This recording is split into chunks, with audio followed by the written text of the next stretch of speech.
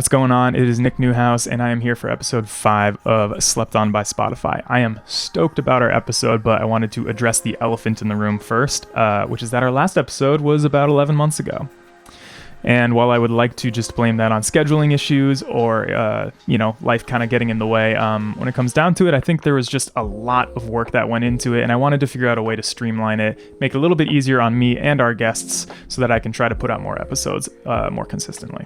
Having said that, if you've never seen an episode of Slept On by Spotify, what we do here is we find artists that are quantifiably underrated on Spotify. By that I mean that their popularity score, as determined by Spotify's own developer tool, their developer console, is less than 50. In addition, they must not have more than 100,000 monthly listeners at the recording of the episode. Previously on Slept On by Spotify, we've not only interviewed our artists, but we've also had them make music for us live on the show. But this time we're going to be switching things up once again, and instead we're just going to look at a session from our artist Synova, who we'll get to in a sec. This way, when an artist comes on the show, they get to show us something that they're already proud of and don't have to stress about making something live. In addition, makes my life a little easier on the editing side of things. I've been considering streaming the show live as kind of a podcast where you can actually ask questions and chat to our artists. Let me know in the comments if you think that would be interesting to you, and definitely let me know in the comments who you think I should have on the show next. Here's a small sampling of music by Synova.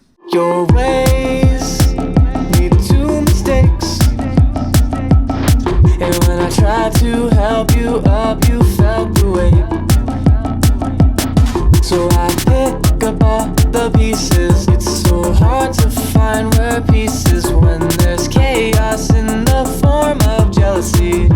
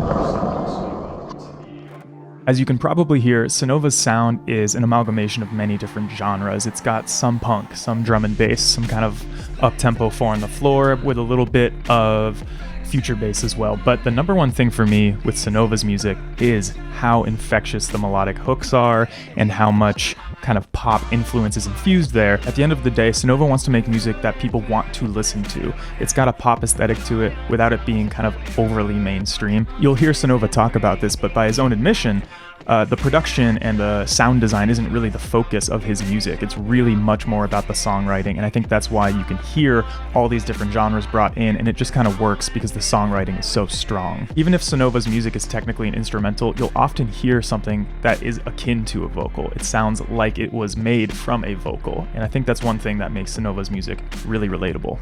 In the interview, Synova identifies himself as somebody who is a songwriter first. He just happens to like electronic music. As a music maker, I think that's such a great perspective to have because it's so easy to get caught up in the details sometimes, but when you let the song supersede everything else, it just makes for better music overall.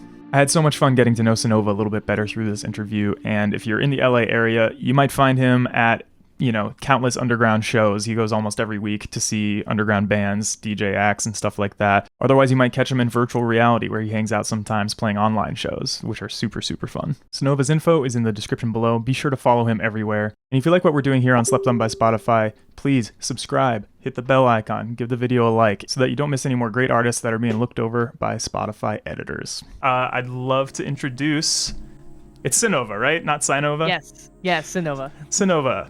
Jeremy makes music at Synova and probably some other things. Synova's a relatively new project compared to... I want to say that you rebranded like 3 or 4 years ago, right? Yeah. I've always made actually, I mean, if we go the whole way back, I've made music my whole life, but I started making electronic music. I think this is year 10 now, if not a little later than that. And Synova was started in 2018. But I've always I think I've had my hands on Ableton for probably 10 years. Awesome. And were you always in Ableton? Yeah. Well, I mean, if you count the GarageBand years, I think that's formative years, but it's not like your first DAW, right? My very first DAW for real was Ableton. It's always been Ableton, and I think it always will be Ableton. Right. Yeah. I still go back and forth between Logic and Ableton just because I started in Logic, and I think there are things that it still does better than Ableton. Ableton's catching up on a lot of features that Logic had, and vice versa. Especially comping. Yep. I could not believe when I started using Ableton 9 or something. I think that was my first version. I was like, okay, I'm going to record all of my vocals in Logic still. Yeah. Well, dude, you know what I heard recently, and I actually totally agree with, is that Ableton clips better. If you're trying to get it to clip, it sounds way nicer. Yeah, except I think FL still has the upper hand on both of them, right? Oh, you think so? I don't know. This was a Logic to Ableton comparison that I heard last week, and then I had a side by side, and I was like, oh, I agree. I never knew that. Ooh. But it was just someone this had told me a week ago. Was it a scientific thing where they're we're gonna take the exact same audio signal and basically clip it at the exact same amount with the same plugin? Or did they use a third-party plugin to sort of equate it, or how did they do it? Definitely not it was entirely subjective. Okay. Same guy at the same thing, but it wasn't no, it was just listen to these, what do you think's better? And I started to do it myself and started to mess with some stuff, and I realized that I've always been one to really try to make stuff as clean as I can, but this past week actually I've just spent after that conversation, I've been spending time just disregarding the rules and just really trying to have fun with that kind of stuff. And I do like how it sounds. It is a weird, nice touch that I hear in other people's music, and it is nice how it works in Ableton, but it's subjective. Fair enough. Yeah, I've been kind of heading towards that camp as well, where I'm, I think for a long time I limited myself making music because I felt like I needed to get things as pristine and clean and totally balanced. Because I was listening to, this was me in college. I was listening to Madion as he was coming up, and obviously Porter and those guys were all making really pristine sounding shit. And then in the last 3 or 4 years, I think everyone was I'm kind of over it. I just want to make the most heartfelt shit I can and put it out as quickly as possible, Yeah, it is interesting. My focus has absolutely shifted towards writing, and that's been way more of the emphasis that I put on things, and just having fun with it, honestly. So I just finished up a record that's not out yet, and it's all writing. I threw production out the window. I'm an electronic artist who's about to put out acoustic songs. I love that. I think it is. It's more fun. You wouldn't be. I don't think you'd be the first. I think a lot of electronic artists that have been doing this a long time kind of have this career midlife crisis or something. It doesn't have to be a crisis.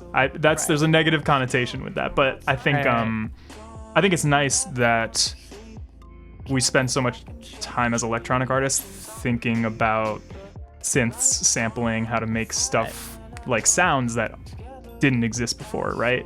Or not in that exact same way, or we're imitating other sounds or whatever. But what's nice about acoustic music and living in that world, and you can do this in electronic music where you create limitations for yourself, that are kind of artificial, Mhm. and then you focus on the skills and the nuance within that, right? So you're talking about like songwriting as kind of being a focus for you now. Obviously you're not throwing mixing out the window, but if you were to like put a percentage on it, like how deep down the rabbit hole do you go with the mix for stuff where you're like, this isn't the Right. focus? Well, I tend to mix along the way, I guess, but like I am not a sound engineer. I'm not even a sound designer. Like at this point, I've like just leaned into the fact that I'm a songwriter that happens to like electronic music, I guess. Yeah. I am always complimented on my mixes, but I always feel like they sound demo-y, and I don't ever like people like spend time tweaking the mix. Not me. Like it comes as it comes out, I guess, and then like as things happen, I'll adjust things. At the end of the day, all my music is mixed and mastered by different people. Actually, I tend to throw the last two, those last two rounds of like making the song to other people that I trust, and I just like get it to where I want to get it. I think like getting stuff volume wise is I'm pretty good at, but like if you ask me like stuff about compressors, I don't know what I'm doing. Yeah. I know what it's supposed to sound like. Like I use them to get things where I want them to sound, but to get things to sound like clean or to get things to sound loud and things like that. Like I'm all on the creative side really, but I know how to make things sound good, I guess. I don't know. People tend to like it. Yeah. Yeah. I I was like just working with like I'm working with like a label on this album, and they were like, I finished all the demos and they're like, cool, it's like these are the final mixes, and I was like, oh no, not at all. Like people like them, but I'm like, let's get a sound engineer to work on these because I think that's valuable. Yeah. I think if you can do that, it ends up improving the product, if you want to call it that, because if you trust them and you're not a micromanager, then and you can let your be like, I'm happy with the way this is. You can make some creative choices, but just like, what does this need? Because you can't really remove yourself from how close you are to it. Right. And I never do that. I still mix and master pretty much all of my own shit. But I think it's also just about finding the team that you trust, right? Definitely. Yeah. The guy who's mixing my album right now, I've known since I was like maybe like 13, if not like younger. Wow. So it's like childhood best friends. It's like he gets what I'm trying to go for, and I think that's like super super important. Yeah, but even between then, like even the last thing, like the first version of the mix working on right now, I was like, not it. Like we need to do it again, and it's like not. It's definitely like, it is a thing you have to let go of some control. But like I know at the end of the day, that's like, at least for me, it makes me more confident in it when it's like finished. Like so much stuff of mine between project and like mastered version is like so much better because I let some other people just who know what they're doing, I feel like, touch it. Yeah. That is making me feel bad about not doing it. Oh, dude, no, I respect it so much more. You like, it's like, it doesn't like make my, it doesn't make me like want to just disregard it in a sense, but it's like, it makes me it just gives me confidence in what I do. Like there's no particular way to go about it. Yeah. I mean, I think everyone has a different process for it, and it's always interesting to talk to electronic artists because the software is available. So if you want to, and you've got monitors or headphones that you trust or whatever, you can. But I think like we're saying, like when you trust the team and they can do a good job of it, they'll probably do something that you wouldn't have thought of. You know what I mean? Right. Totally. Or their expertise is just a little different. Yeah. Dude, I'm bummed looking at my camera right now. So if you were to flip the camera, I've got so much cool stuff on my walls that I like put up, but I make it so that I look at it when I'm making music because it's like kind of inspiring. But this back wall has nothing but like a computer monitor and a Potaro and a Potaro plush back there. That's about it. I got my guitars back there, but it's like such a blank thing to look at. I feel I wish. Well, now I want to move the whole thing to that side. I tell you what. Take a video of the art that you're proud of right in front of you, Oh, yeah, and I'm gonna yeah. put it up right now. And the magic Okay. of movie editing will That's perfect. because I think people underrate like the layout and the feng shui of your Yeah, space. yeah. Like the rest of my apartment has a lot of greenery. We have a lot of plants, and then we do a decent job keeping them alive. But I don't know. It's something I really didn't appreciate. Like my parents do a really good job of making their home a home, not just like somewhere you Yeah. fucking live. Right. And I don't know. Whenever I had to like go shopping with my mom, or when she was doing shit like this, I was like, this is so boring. And now I'm like, I'm in a home goods store and I'm like, okay, all right. Yeah. I see No what's up. doubt. I like to keep it a little DIY. You know, like everything on here is like pretty like either I took the pictures, whether it's like core posters or stuff like that, or just like there's other interesting stuff that I find. And then like Yeah. our living room. I live with Purge, by the way, another amazing producer. Super cool. And like we our rooms are very different, but our living room is interesting because it's like I can tell both of us are like in our early 20s that we don't really know how to interior decorate, but it works, you know. It looks nice. People are intrigued by what's going on. We got a whole tech deck skate park, by the way, which nobody else has. All right, so that's the most important part. Okay, yeah. So let's talk about some of the non-music hobbies. So Oh, you let's go. you were on the East Coast, right? Where were you located on the East Coast before you moved to LA? I used to live in Pittsburgh, Pennsylvania. Okay, Pittsburgh. What? Well, we'll get into the skateboarding and stuff, but what sparked the move to LA? Yeah, music, like fully music. I guess at the time, like I was in, I don't want to call it a management deal, but like working with these managers that just kind of fell through. Like right at the time I was gonna move, they were based here.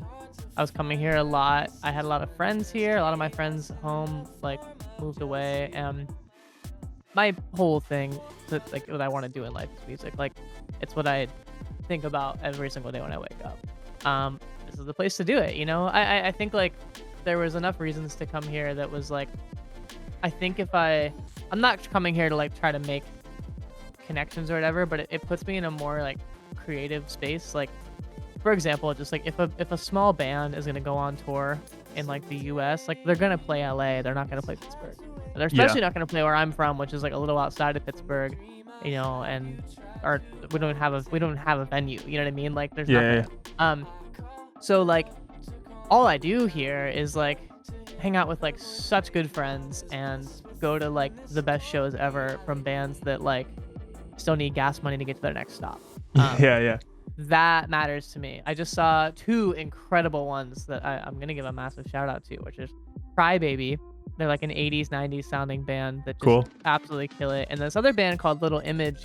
I kind of found them because they were doing some cool like emo math rock stuff in like around 2016, 2017, but they've been doing a lot more like honestly more electronic stuff recently. And yeah, like if they're gonna come play a show, they're gonna come play here, right? And I get to like see those guys, like actually talk to them. Like that's what really prompted the move, I think, was fully music, right? All kinds of other stuff to go along with that, but like this is where I like to be like delved into that world, and that's what I feel like I've thought about every day for the last, I don't know, since I was like 6, and I feel like that won't ever stop at this point. Yeah. Well, that's awesome. I recently went on a trip to LA, and I was trying to meet up with Jeremy there. Oh my god, this is embarrassing. No. I'm not gonna flame you about. Well, it's funny because it is. You ended up deleting Instagram, and we were DMing there, and then I kept DMing. I was like, "Yo, I'm gonna roll through in a bit. Are you like done with work yet?" It didn't end up working out, but it's okay because we're online now. We're talking now. It's no big deal. No, I keep going on these like social media detoxes, and like it's so good. Like I really like not, I don't know, like I like looking at Instagram and Twitter for like, for example, when is a small band like Crybaby gonna come play a show in LA? Like, that's important to me. But like scrolling through the stories and stuff like really gets me down. And then like I can always forget, like this is why Discord exists. Like obviously we're chatting on here now, but like Discord and like numbers like the best way to definitely get to me, I think, because I tend to like try to try to keep off of it unless there's like something important that I'm like after. And yeah, it's especially in LA, easy to compare yourself to other people like all the time. So I try Yeah. to like keep that energy far away from myself so it like just inhibits a more creative space. I think that is the way to go. It's funny. I have like an inverse relationship with social media where it's actually easy for me to not be on it, but I'm supposed to do it because I make music and like, you know, I want to engage with people. Yeah. I mean, like, you know, I will watch like a lot of like YouTube videos in a row, right? Like I waste time, but like when I get on Instagram, I'm just like, I don't care about any of this. Yeah. It's like, it's the exact opposite thing. I have to like try to get on it instead of off of it. It's it's not that I have to try to get on it, more so like I recognize that a lot of it's stupid, you know, and Right. and then I'm just like, I've gotten good now. I actually have gotten like more into the habit of like literally just going to pretty much Instagram and Twitter like to message people now that I realize like honestly like not because of our exchange a couple weeks ago, but just in general like people try to reach out to you there, so it's like I'll check it like for messages like mostly, and like Yeah. I try to do it on the computer. Like I don't try to have the apps installed. And then when I know I need to talk about something, have a song coming out, like I take pictures and stuff. I know we're about to get down that rabbit hole too of like other stuff, but it's like then I download it. I make sure that's like what I like and is the intention, and then I go through with it. But I don't know. Like I'm glad like TikTok is like the worst one, and I'm glad I cut that out. Like it took me like a couple months to be like back in 2019. I was like, this is dumb. This is really, really dumb. Yeah, and I deleted it and haven't wanted to look back since. So Well, feels good. TikTok is the one app where I had like a couple viral things, and I was like, Yeah. that's nice, I guess, but it was for the wrong reason. It had nothing to Dude, do with my music. I had a right, same. Dude, same. I had a viral TikTok too that I get recognized in public for actually. Whoa! What was yeah. happening in the video? So skating related. Cool. This video gets posted all the time. Like it gets reposted on Instagram, and I don't even get tagged for it because like no one even knows where it came from anymore. It's this so stupid, like just lame, video where it's like me and two friends, right? So my friend who's like never skated before, it's like one day of like learning ollies, and it's like he just falls off the board. And then it's me who's like I've always been around skaters and stuff, but I never like got that good at it. But it's just like 1 year of learning ollies, right? So Yeah. then mine's like your proper ollie. And then my other friend who's like been skating, his whole entire life, it's like 16 years of learning ollies, and it's like 4 feet high.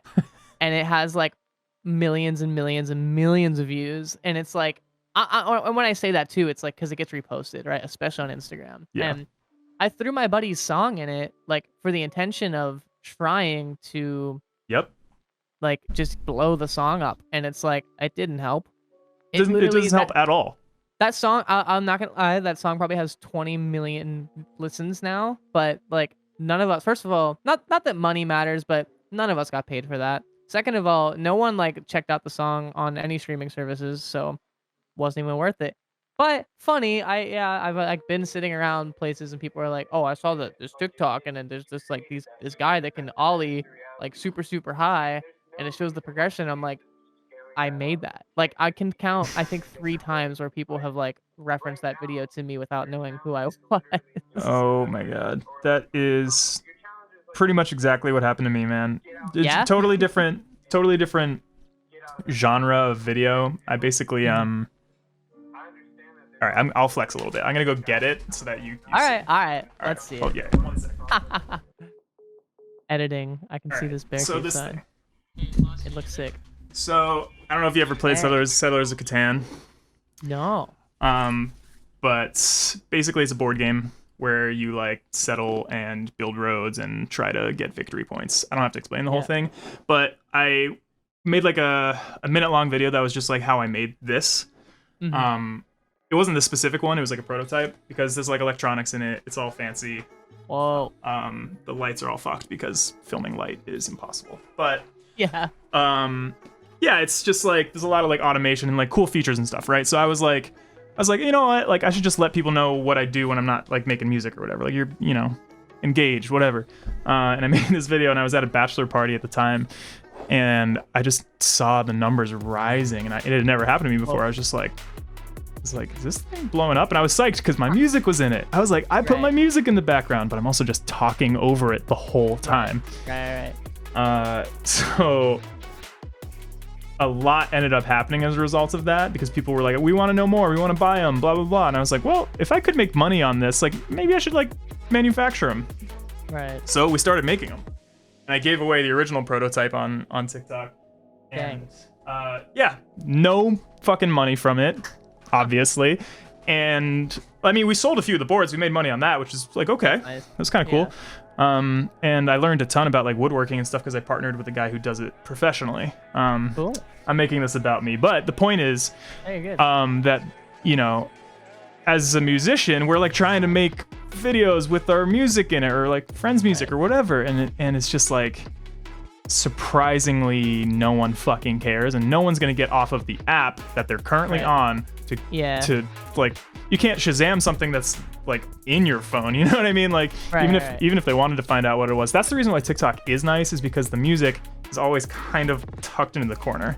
Right. And they try to do that on Insta too. Interesting too, like a job I have is working at a merch company actually, and like it's a creator focused merch company, so mostly a lot of YouTubers, right? It takes a hell of a lot of convincing for me to say okay on a TikTok person. You could have like billions of views, and I actually don't think you'll even sell your t-shirts. Like, kind of crazy.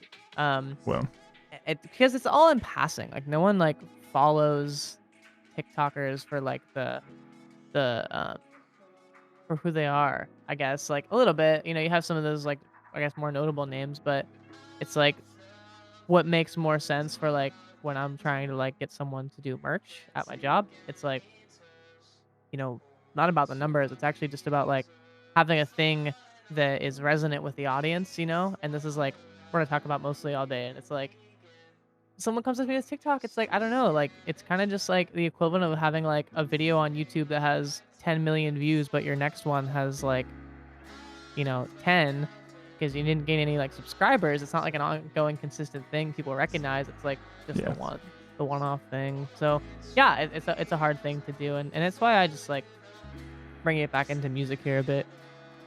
I'm just gonna make whatever I feel cool making, right? Yeah. And that's why I focus so hard on like the songwriting aspect of it, because I think that just like tends to last, right? Like people look up to people who they remember, especially people who write good songs. You know, it really didn't matter what the genre was, you know, like everything just like comes and goes. You know, whatever the hyperpop train is right now is eventually gonna be replaced by something, and it's like I'm not gonna sit here and like conform to that because it's like ongoing. Like if my song is well written, it's well written. It's gonna sound good played on an accordion, you know? Like that's all that matters, I think. And like I think when you build that up and you're reputable for like writing good songs or making good YouTube videos, then people are interested in like what they're gonna do next. Like when are they gonna put out an album? When are they gonna, you know, make a new video or do a tour or drop a new merch piece? Like that's when it starts to become something that like you can profit off of, in terms of like, you know,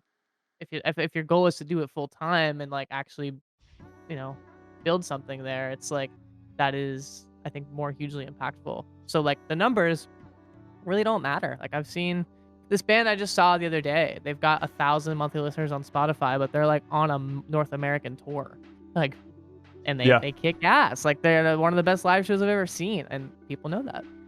That's music to my ears. I mean, that whole train of thought, I just wholeheartedly agree with. Yeah, dude. Underground music is like the coolest thing to me. That's like what I'm constantly searching for.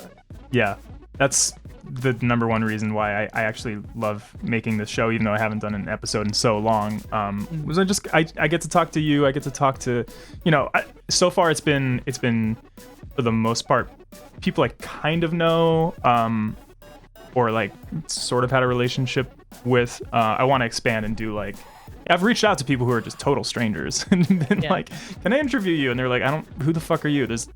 It's funny because people want money generally, not exposure, right? And I'm not giving Right. people a ton of exposure yet on YouTube, but I am offering like money to come on my show. I'm just like, here's $100. I don't know. I'll help. It's better than No means it's fucking done. yeah. It's better than I guess a bunch of views that get you nowhere or something. But Right. in any case, I want to transition.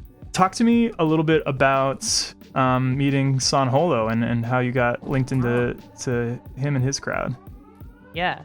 I got my first like time meeting him was actually in 2017 with Just a Gent. So Just a Gent and I have been friends since I was 15, I think. So that is coming up on 8 years ago when we met online. Just a Gent's from Australia, and like he was hugely inspirational to me at the time. Like he kind of founded that whole. At the time, it was called Love Trap, but future based. But we've been friends since then, and as he was like a small artist then, but he's really blown up now.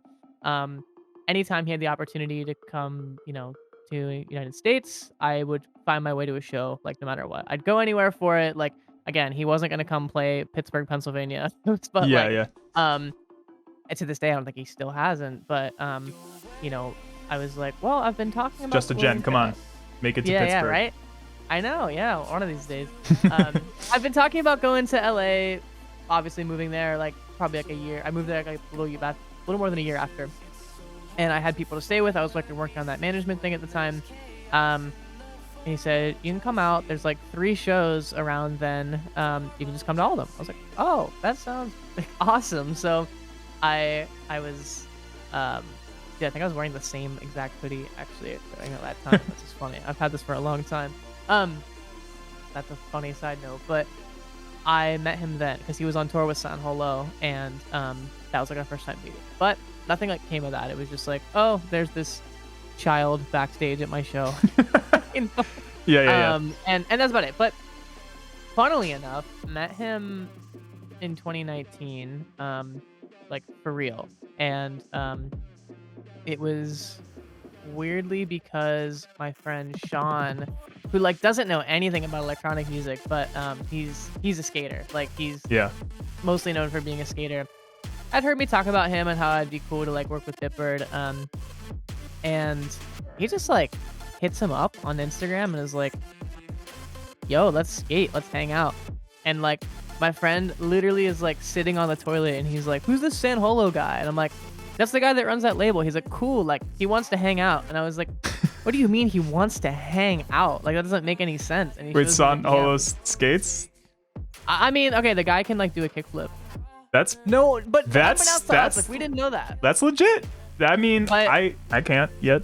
I don't, will. and San to this day, I don't know why you responded to Sean's message, but Sean's like my best friend, and like we hung out after that, and that was like formal introduction, and then Sean and I were also, again, Sean doesn't listen to electronic music, but we were at this like pop-up.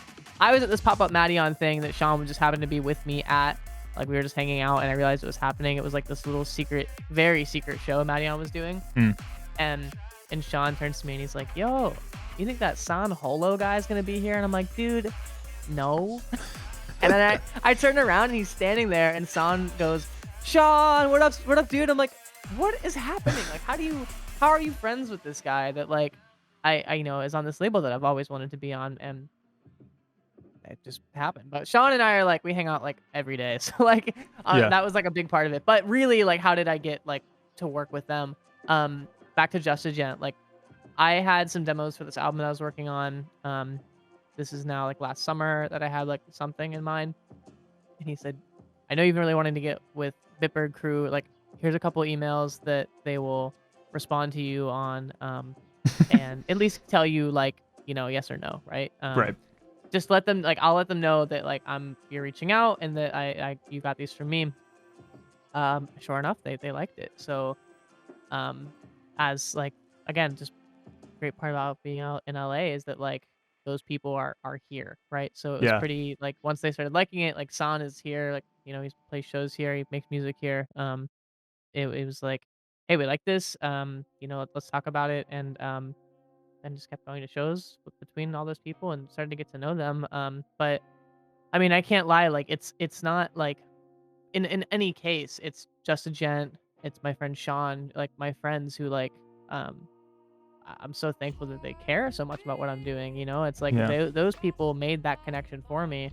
Um, I, of course, I do everything I can to make things happen myself, but it's like I am nothing without the people that are around me. From what I make to like how I go about like doing things as an artist, like I am so much inspired by the people around me, and like that's huge. But yeah, I guess that's like kind of the long story about it. I just met that different parts of that crew like throughout different periods over the last few years. Yeah.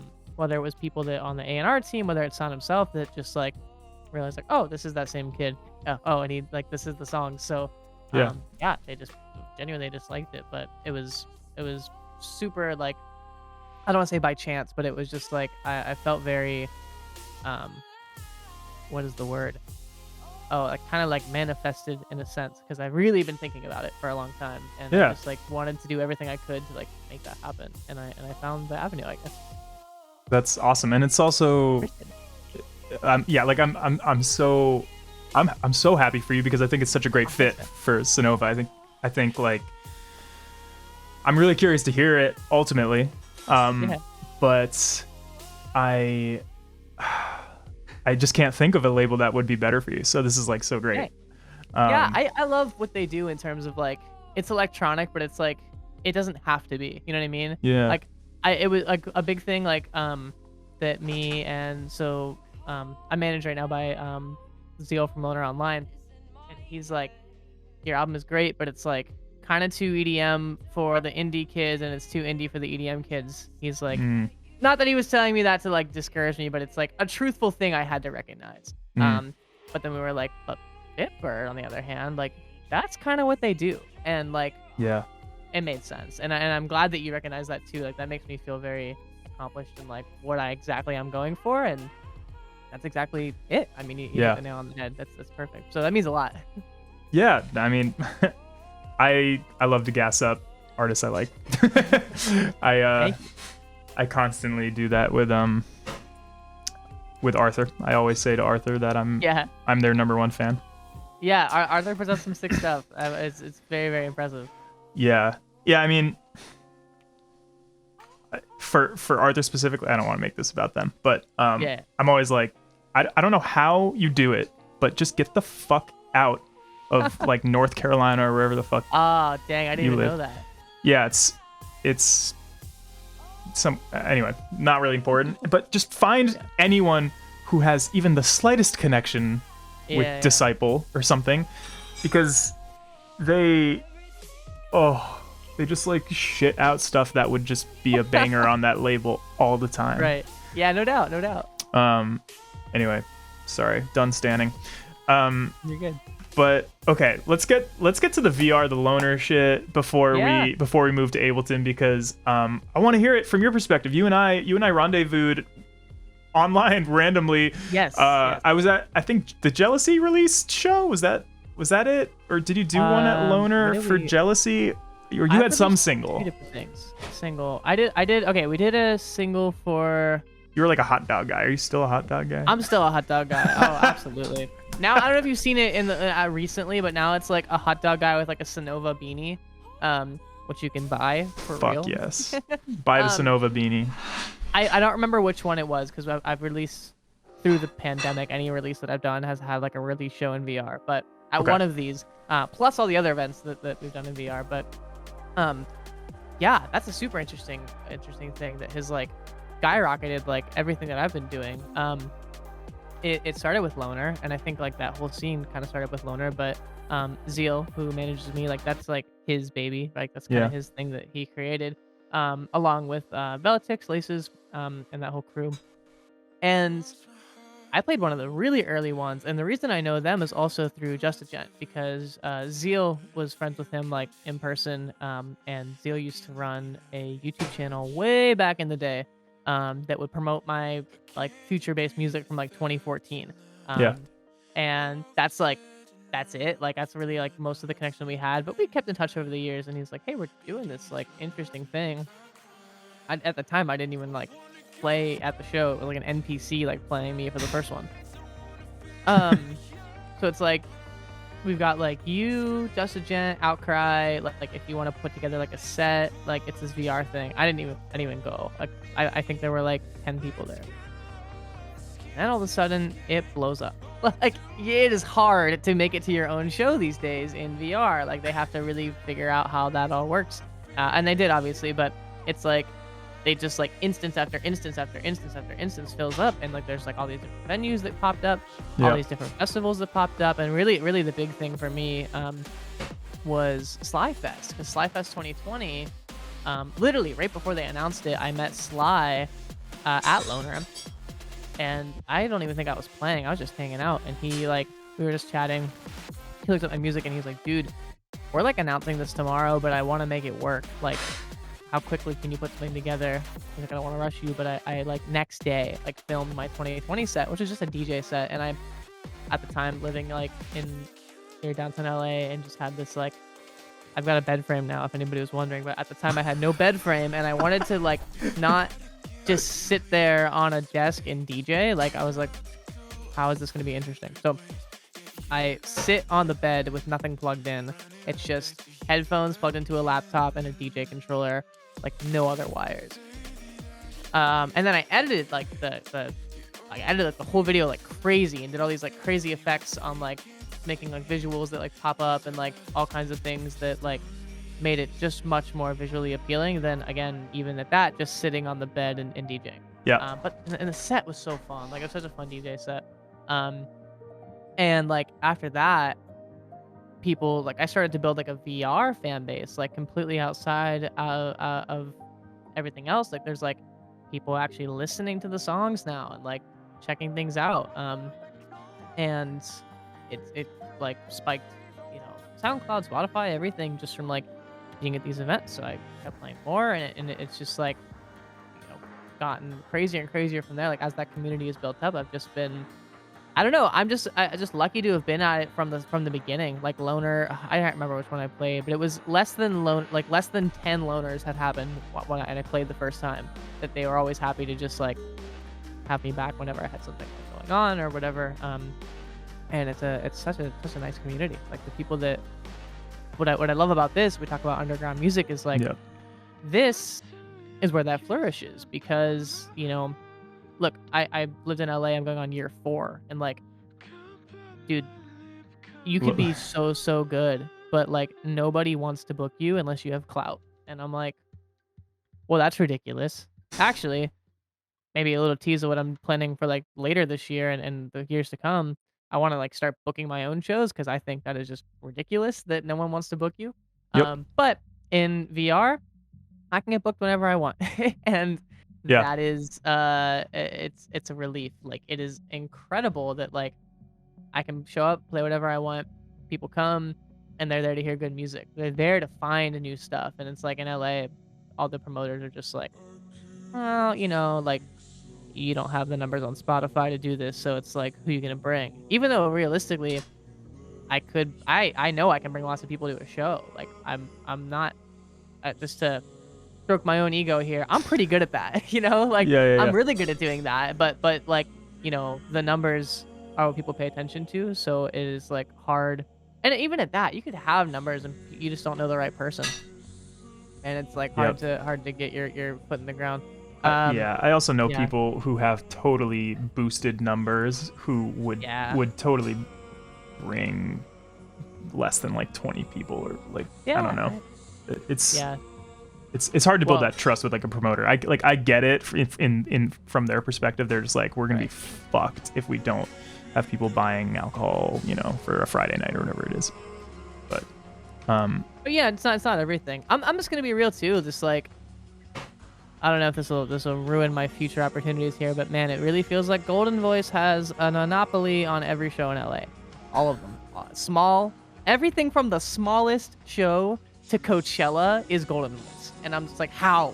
Like, my chances of getting in with them right now are impossible if I want to like be a local opener for a band that I like. You know, it's crazy. Well, I don't know if I've even heard of Golden Voice. They do Coachella? Yeah, Golden Voice is Coachella. Like, that's them. The Golden Voices, also Second Sky, I believe. Oh yeah, I think. Yeah. interesting. But it's like, yo, stick to booking festivals and let us have our small shows. You don't have to like own everything, you know? Like Yeah. everywhere I go, it's like great. Another Golden Voicers band. It's like, again, I don't know. They seem to be a big player in the game. It's not like I hate Right. them because they bring great artists, but it's like, it's kind of interesting when it's like they own everything, like everything in between. It's like, where do I fit into that, you know? Yeah, I mean, I think the VR shows are a godsend, honestly. Yeah, they absolutely are.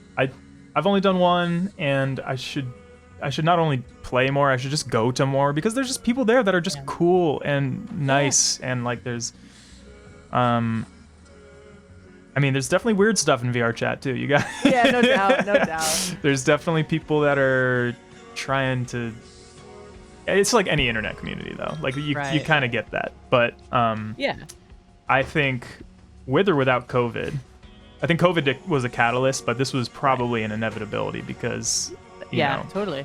obviously with the headsets getting pushed super hard, it's more accessible. You don't even need one to go into VR chat. No. Like if you're watching this and you want to go to a VR chat show, you can do it for free on a computer that runs Steam or whatever, and you just download it, go into an instance of a loner online party or whatever. You can play it like Minecraft, same controls.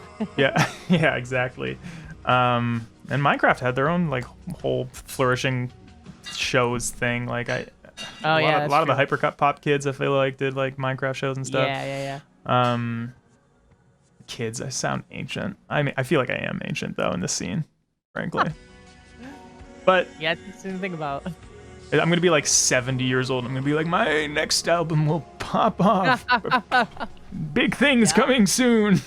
Oh man, dude, that's like a whole I mean, not that's the reason, but like I feel like I've recently discovered this love of like trying to book events, and like I think that's such a cool thing that I can do at any age, you know, like regardless of like if I don't want to like tour or something. It's like I feel like I'm always gonna love music, but I think I'm always gonna love like finding new music and being like, how can I get an audience to check out this band that no one's heard of because they deserve it. And like I feel like, you know, that's like that can get into a more businessy thing that I do when I'm like older. I feel like, I don't know. Yeah. I talked to my dad the other day and he's like, I want to book a show, and I'm like, yeah, go for it. I think you would be really great as an A&R rep as well, if you wanted to do that. It's because it's all kind of just talent scouting skills, I think, like people just really having their finger on the pulse, and it takes a lot of dedication to like listen to a lot of underground music and give people a chance, and you end up listening to a lot of bad music that way as well.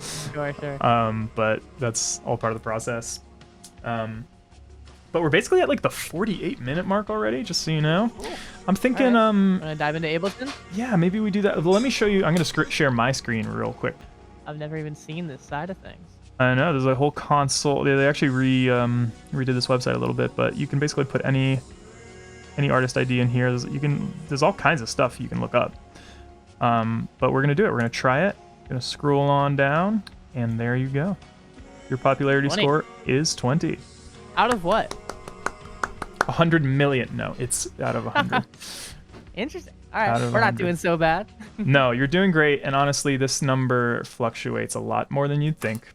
But the good news is that qualifies you to be on the show, which is great because we've already been talking for a long time. Cool.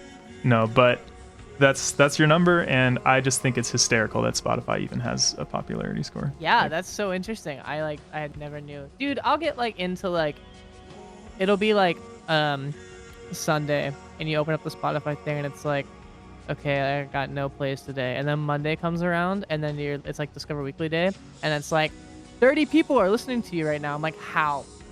Like what about yesterday is different from today that now I have like dude, last Monday I got like 2,000 Spotify plays like in a day, and I'm like, I haven't put out music in forever. Like I'm not like getting people to follow me recently. Like what depicts that? How does that make any sense? And I guess there's some engagement rules, but it's like I don't think anything's changed. Like, I've been silent on releasing stuff for a long time, just trying to finish this album. So it's like I don't know what I did differently, but appreciate it. I don't know. Yeah, it's just how it works. I think sometimes Yeah. Spotify manages to find people that are like looking for that Synova type sound or whatever. Guess so. It is a mystery, and the lack of transparency either means they don't know what the fuck their Right. algorithm is, or Yep. an editor might just discover you. Like Right. just slip you into like a smaller playlist or something. I honestly I make Spotify out to be the devil, but they do help a lot of people discover music. I just get frustrated because honestly I think they just play it really safe. Like when they suggest stuff to me, like they're always wrong. like like they just don't want to take any risks, because if they take risks, you leave the app. And I think for the most part people are kind of content with the suggestions that Spotify gives them. And if it works for 95% of people, like that's that's good. Right. Whatever. Yeah. I'm like, as a user end, I pay for Spotify. I think like literally for the simple fact it's got the best UI for music streaming right now, and it just works, and it works on all my devices. And dude, There's nice I've had it for features.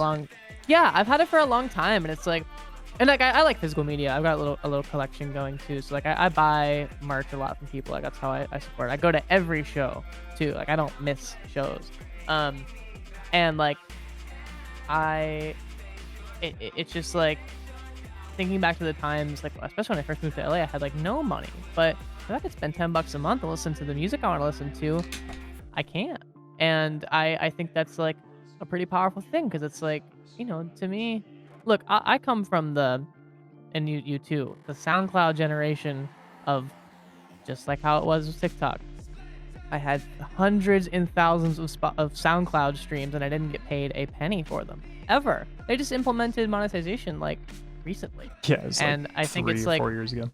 yeah, and I've been on SoundCloud 10 years, right? So it's like I've just been cool with like my music's out there, So when I set, you can say I set my standard low, but it's like I did that the whole time. So it's like anything that Spotify gives me at this point, I guess, is just a bonus. But to me, it's not like I don't want to be a Spotify artist. I just want to be like, my music's there if that's where you want to listen to it. If you like Bandcamp, it's on Bandcamp. If YouTube's your thing, I'm gonna make some visual videos for you. Yep.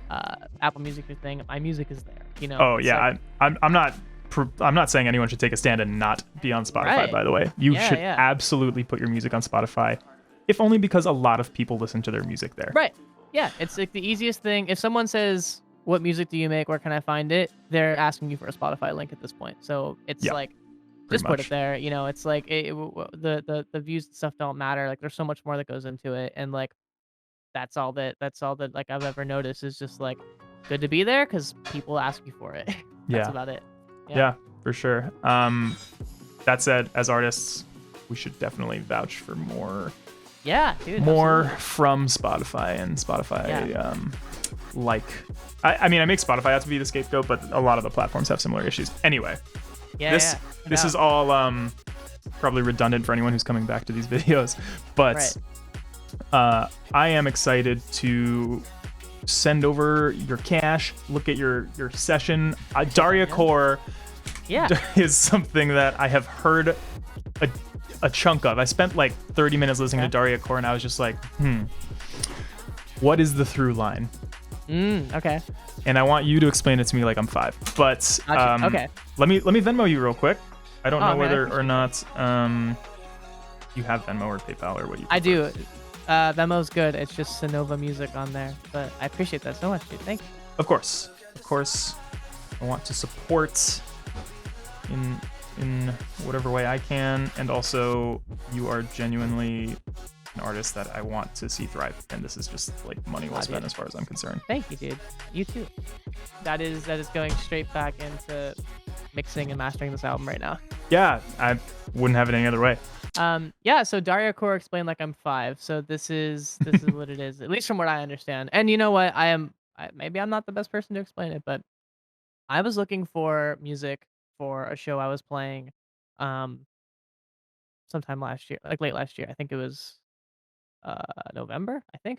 And like I had some stuff I wanted to play that was like faster, and like I love making mashups. Like when I DJ, like I try to find there's so much cool electronic music out there that doesn't have vocals, and I think a huge part of Synova these days is vocals. So if something doesn't have vocals, I find a vocal to match it like almost every time. Like some stuff doesn't need it, but like, like I'll drop like Avril Lavigne or like just stuff that people know, but Yeah. I put it in this like crazy way that you don't get. Or like, dude, I love like 2000 stuff, like Taylor Swift and stuff like that, and like I'll drop that into like some crazy electronic song that like people are just like maybe taking a little like off guard by. So Yeah. Daria-core is awesome because that is the premise. It's like it has a lot of breakcore elements, which I've always thought was pretty sick.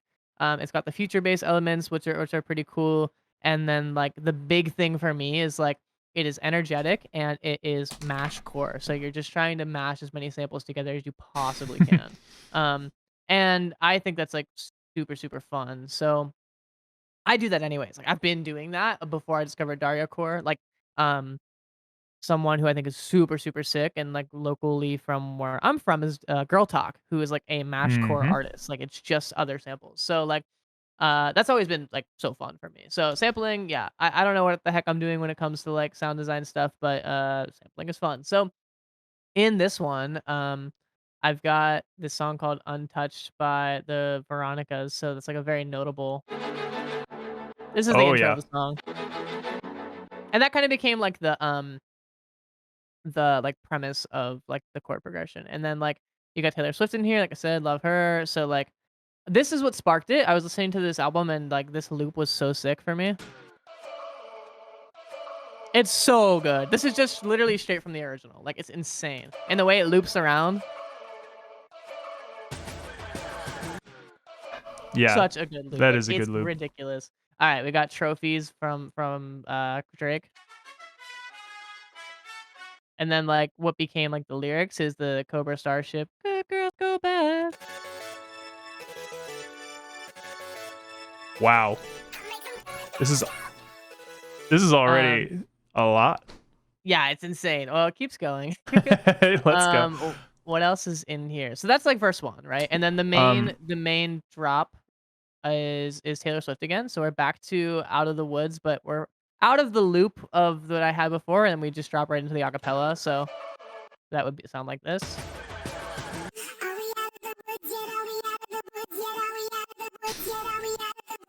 And like that's oh such a man, the automation on the volume. Oh yeah, everybody hates me for this. No, no, no. That's This is a fine. part of the Synova sound. I don't do.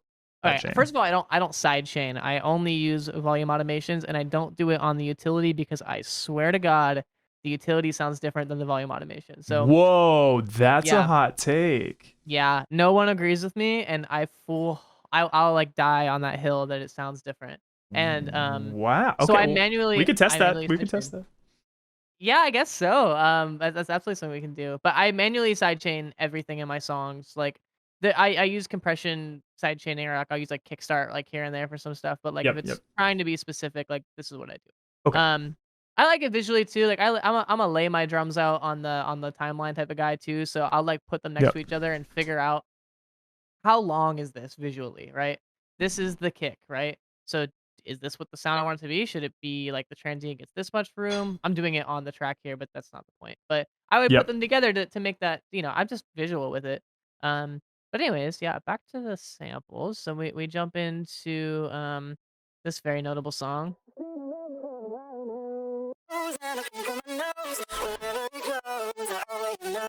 And it's got like some little guitar amp version and then like the normal version. And just like a very bad acapella. Um, we've got an unreleased Skrillex song in here. It's like the pre-drop. DJ, pump it up. what? And then the funny thing about this is that it actually heavily relies on a sample from probably my favorite band right now. They're called Magdalena Bay. Oh yeah, they're huge on TikTok. Yeah, they are, right?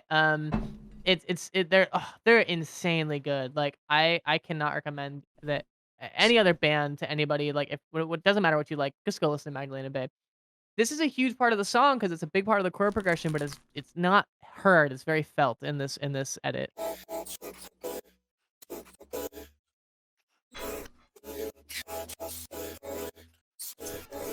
Sounds great though. I like the way you panned it there. Can we actually look at the way you did that? Yeah, absolutely. I think those are just hard pans, but And they're like just offset processed slightly. differently. Yeah. So you've got this one that is like a little higher, and then you got this one's a little lower. And then it's got like ozone imager on it to like give the weird little like wideness. So it sounds like a little strange. And Very then cool. the same song is just like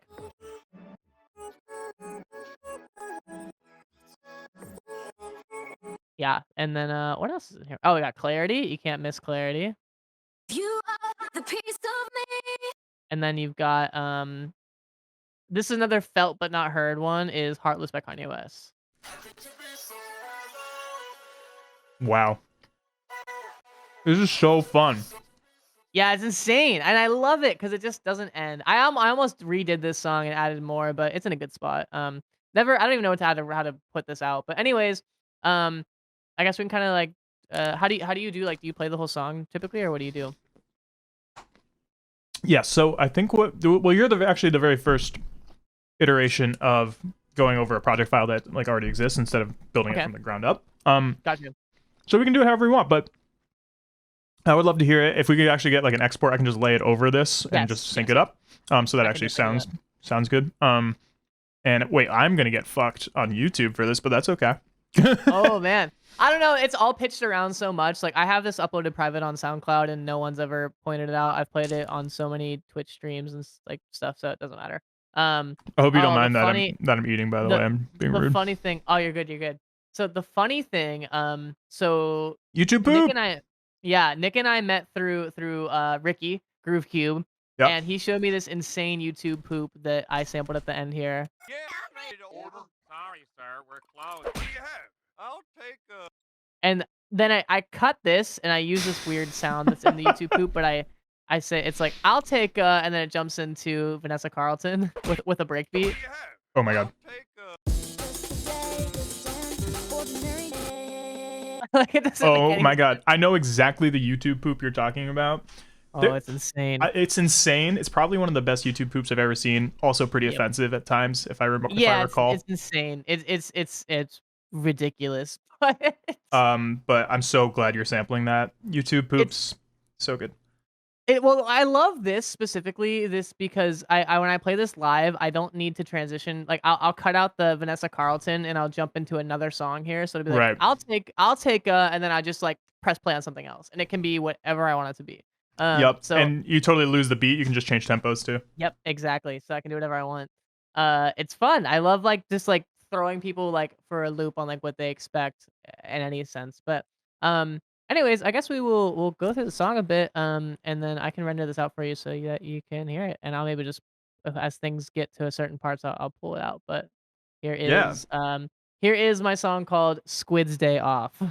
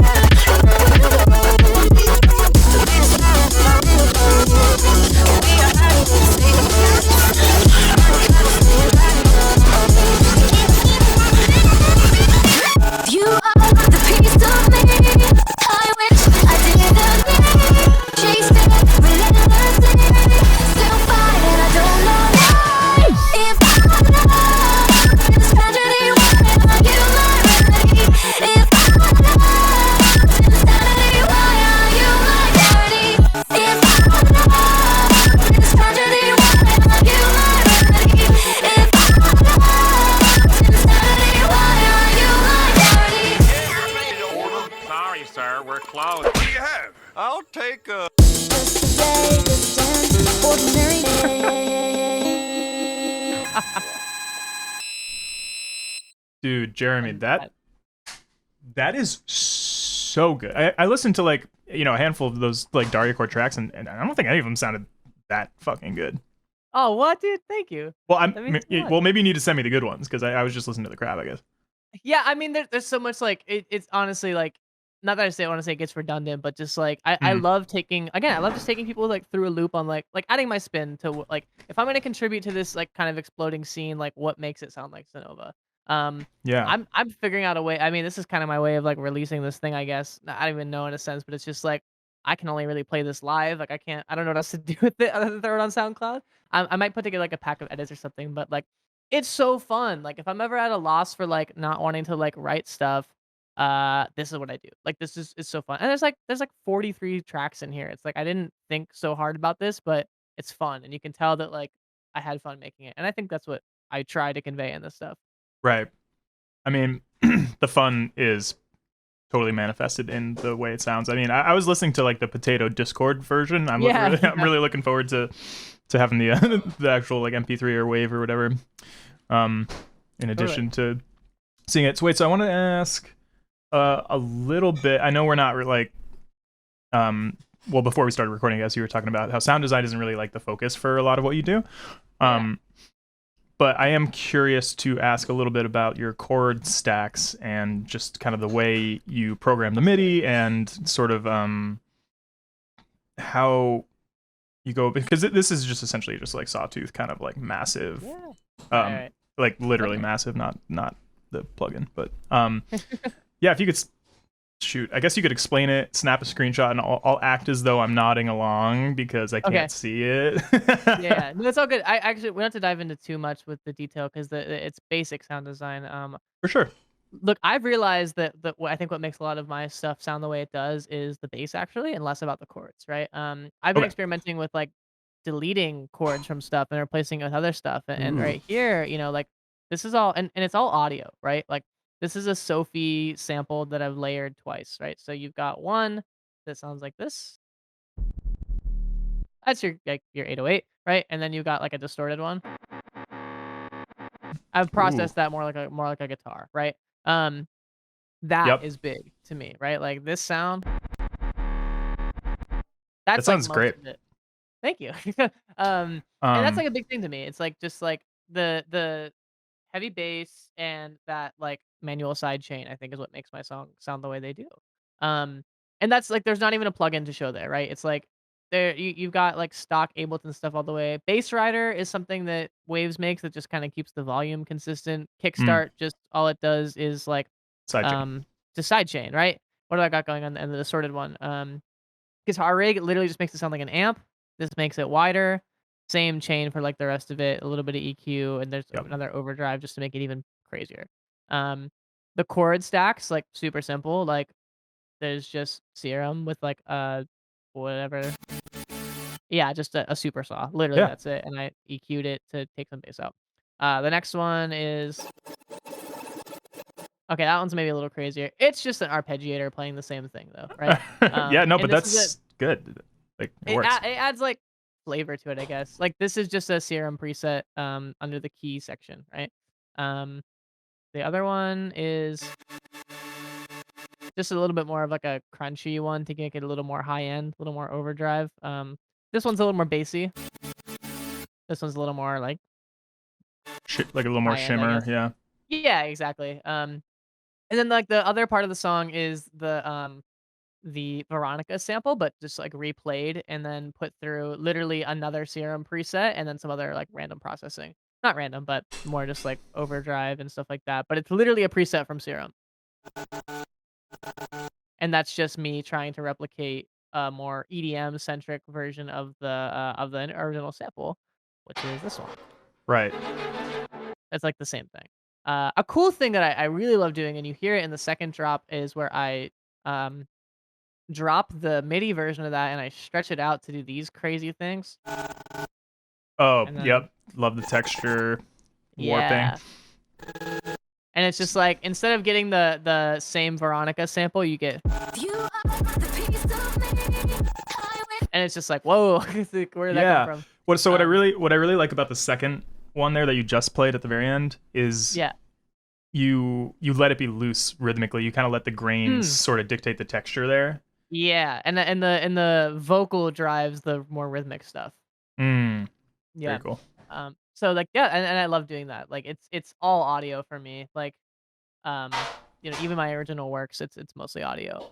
And that ends up being for me a lot of vocals, a lot of guitar, right? And like that tends to be where things head for me. I don't know how to use any of this stuff in terms of like sound design. Like I never was like good at making dubstep or whatever. Like it was just Yeah. all like writing for me. And a big thing too that like Porter said about nurture that I really like, I didn't come to this conclusion after he said it, but it was like spot on with what I do. He's like, if I've got a loop that makes sense and it's literally just a splice loop and I'm gonna base a song around it, I'm just gonna roll with it. It sounds good. It works, right? Like Yeah. I'm not gonna like try to like I have my stuff that makes my stuff sound like me. It's the weird side chain thing we talked about. It's like how I, do the basses and stuff like that, I guess. And ultimately at the end of the day, production aside, it's how I write songs, right? And it's like if a sample does what I could do a million times better, this Use never it. used to be my mindset, but use it. Just use it because it works. Like it makes so much more sense.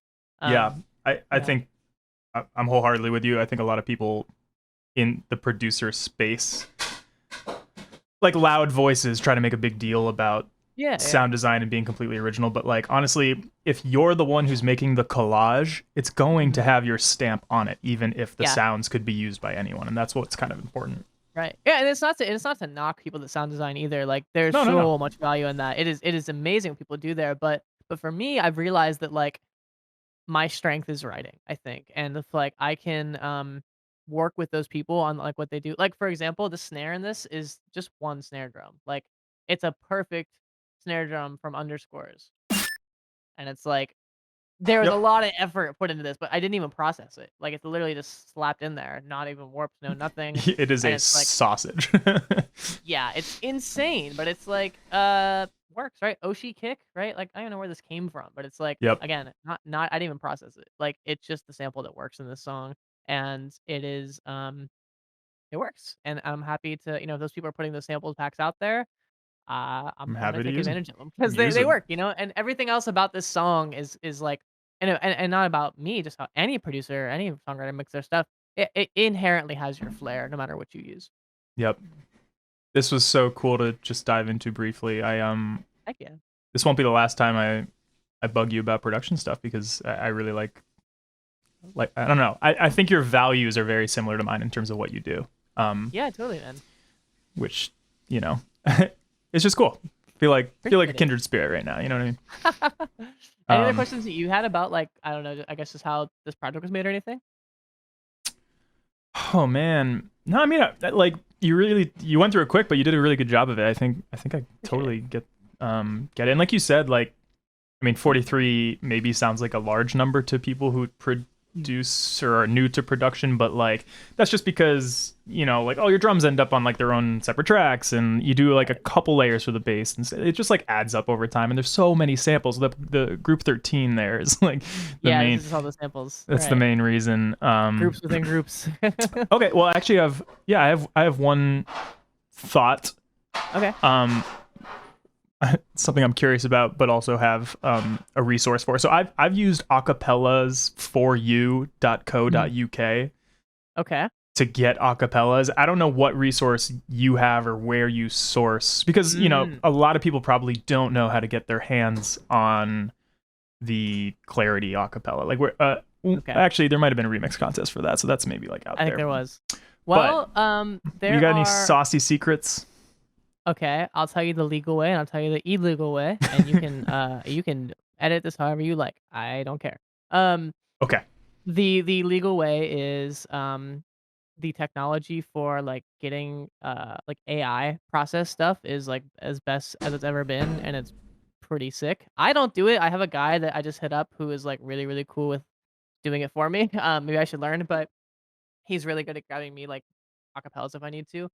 But let's be real. If it exists on YouTube, I'm just gonna YouTube convert it, and it's just like the same way I grabbed the YouTube poop sample. I just did, and for me, it's like I bought all my software and stuff, but for the sampling, like I'm not trying to resell this. I'm not trying to pass this off as my own song at all. So I Yep. made this to play out in virtual reality. I hardly made it to play in the real world. So it's like, like I think I Yeah. will get by. I think I'm okay. Yeah, it's like a Um, victimless crime kind of thing. yeah, I don't do this in my own original songs. Like I don't sample stuff that is like recognizable, and I try to pass it off as my own thing. This is clearly meant to be like part of the culture at this point. I think is stealing the songs, right? Like I came up like using LimeWire, and like I came up like downloading. Like that's like Right. I think Daria-core, Mashcore exists because the internet like allowed us to pirate stuff. Honestly, like Yep. and again, I it's not the only thing I do, so it's like all my original stuff doesn't include that, but it is the nature of how this genre, I think, is made. I think it's a testament to like the demographic that of people that make it. It's a testament to the demographic of people that listen to it. Like we grew up on literally like stealing this stuff off of the internet, and it's interesting that it is an art form at this point. I'm gonna recommend a documentary, "Rip: A Remix Manifesto," which is about an artist I mentioned earlier called Girl Talk. Will tell you a lot about that, and I stand full-heartedly behind what that documentary tries to say. It's one of the best documentaries about, like, sampling and Yeah. that whole world. It's so, so good, and it's free on YouTube, and you can just watch it. It's incredible. That's awesome. I mean, Girl Talk was like the sound in like 2009 or something. Like Yeah. all those mashups that he was making, I don't know, Mhm. were really cool. And it's cool to hear that he's still like active. I had no idea, honestly. Yeah, yeah. I don't think he's, like, putting stuff out, like, all the time, but, He's in the scene or something. yeah, he's in the scene for sure, and, like, I actually again, I came up knowing who that was through being in the same city. We were both from Pittsburgh, Pennsylvania, and, like, that's, like, the guy. Like, That's he's the awesome. guy that throws the craziest parties. Yeah, that's so cool. I mean, the local scene in like I live in New York, so for me to say Mhm. this is probably meaningless, but like if you can engage with your local scene, even if it's a small town, like I think there's Yeah. huge value in that, and like you never know Absolutely. where like those relationships will take you. And it's not that like, every relationship is like a ladder rung, obviously. It needs to be Mhm. organic. You want to just Right. make friends and be involved in the scene organically. But Yeah. um I just highly value being able to like go out to shows and stuff, and it's a drain on me, honestly. I can't do it like every week, but Yeah. I want to get even more involved in like the underground scene here. I think I could go to shows every week. I mean, I know I've had people who some are like hectic that. weekends. You- Yeah, I and don't know, something about it exhausts me eventually. I'm just like, holy it shit. is. Oh, the last San Holo show that I went to was like I'm like eating Jack in the Box at 4 in the morning and like right before I go to bed, which is so bad for you. And it's like It's like I need this this is right now. insane. Like this is crazy. Why am I up at 4 eating Jack in the Box? Like there's no reason this should be happening right now. But that's the life you live. I love going to concerts, man. It's so Yeah. fun. Like it is the best. It is my biggest source of inspiration, I think, for sure. Like Yeah. above all. I'm making an effort to go to even more. Heck It's yeah. They're um, they're back. Better than ever. they are back. It's true. Well, you know what? I think we can probably wrap things up. I want to plug your like website where I think you link to Yeah. all your merch and all your music. Is it synovamusic.com? Yep, that's where everything's at. If you like listen to music on a specific platform, you'll find whatever you're looking for there. Merch is there. Just all kinds of other stuff is there. So if you need to find me somehow, that's the best way. But Yeah. yeah, I've got that. That'll always be updated with everything that I'm doing. Shows, what have you, and definitely the best place to find me.